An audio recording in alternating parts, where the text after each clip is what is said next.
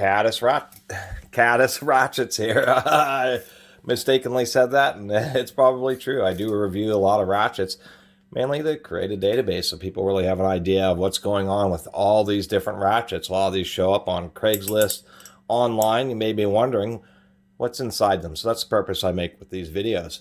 Just like with this old American-made Thorsen 77C roundhead ratchet. Actually, this was from the era when Thorsen was well respected. They were a Texas-based tool company.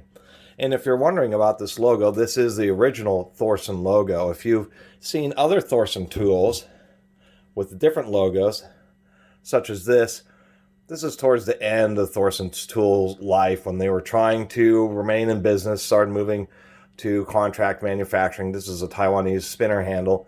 They also changed their logo during that time. And this only lasted a few years before they unfortunately went under or bought out. I always forget, bought out and phased out.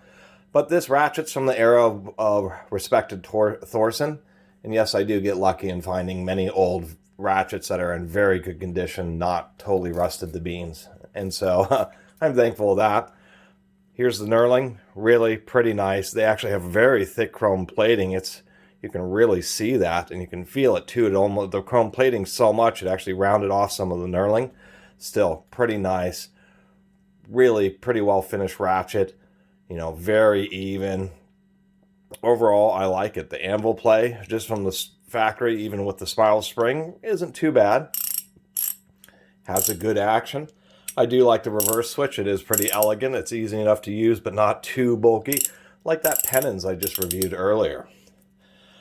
And surprisingly enough, yes, I did pay only $8 for this one, so cheaper than the Pennons, and the Pennons was a much worse ratchet.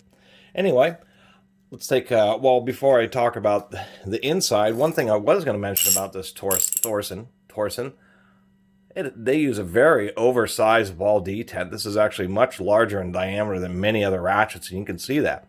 This is a 1/2-inch ratchet, and that ball is taking up, almost the entirety of the bottom of the anvil, and it has a very deep retention stamp too. That's kind of surprising. I always do comparisons of how strong the detents are to, say, snap-on, because I've run into, certainly I don't know any snap-on ratchets, but I certainly know plenty of people who have, and many times their snap-on's detents are super strong to the point where you have to use a screwdriver to remove the sockets, and this Thorsen falls in that category. If you have any kind of oil or grease on your hands, I don't even have oil and grease on my hands. I can barely get this socket off. This is an extremely stout detent. You will never have the socket fall off of this ratchet accidentally. That's for sure. Let's go ahead and take a look inside it here. We'll pull off the spiral spring pretty easy. You just find the edge that these spiral springs have a little hook, so you just find that edge just to get it started. And as soon as you start getting it up, just grab it with your fingers and work your way around it. And voila, there we are.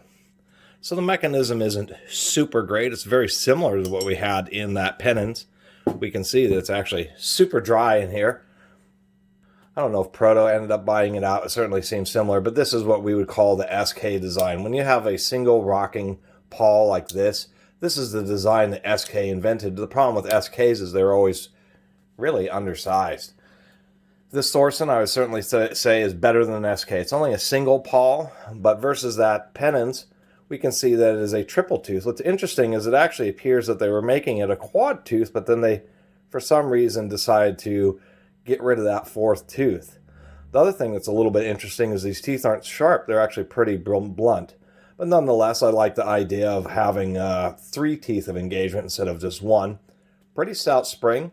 Once again, all these rocking pawl ratchets, they're all essentially built the same. As you can see, we just have a little spring-loaded detent in there that depresses up on the back of the pawl, and that's what provides the ratcheting mechanism. When you reverse it, it just flips it to the other side. And then, of course, that provides a capturing to prevent the reverse switch from falling out. We can see that certainly has more than 32 teeth. I suspect this is around 50 teeth. And so it's certainly a finer tooth ratchet than that old Pennons was. although I believe the head's just about the same diameter. Anyway, people often ask, I've learned to use a light lube. You can use plenty of it. If you put too much oil in a ratchet, it's okay. Any excess will leak out. But I do recommend, and I have learned, that you use a light oil. I found also that really high quality synthetic greases don't gum up like organic based greases. But that's the reason you don't use greases in ratchets, is because a lot of times the grease itself will break down and start becoming hard and making the ratchet mechanism difficult to operate and not operate very consistently. Get this back together. Just like my other videos, I've got oil over my hands. Putting on these retention springs is actually pretty easy. You just get one end going, get it caught under the lip, and then just use your fingers to push it on. Although this is not, there we go. Sometimes it doesn't cooperate quite like you want it to. There we go. Now we're starting to make some progress. This one's actually pretty rigid, to tell you the truth. There we go, got caught up, and you just work it around with your fingers. Oh, that certainly feels a lot better.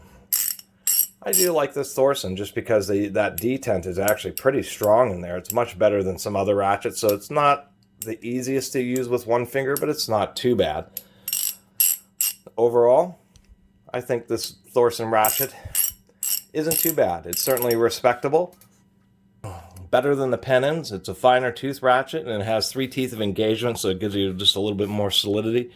And instead of having just that ridiculous, too easy to hit reverse switch, I like the way that they designed this one with the little chamfer. It's actually pretty elegant and pretty nice looking. And then overall, the heavy chrome plating and the good quality control is also pretty nice. So if you do find one of these old Thorsen roundhead ratchets, it might be worth a look, as long as it's not too expensive. Anyway, I really appreciate everybody who's been watching and subscribing. And if you haven't subscribed, please do. Until next time, Catus Maximus out.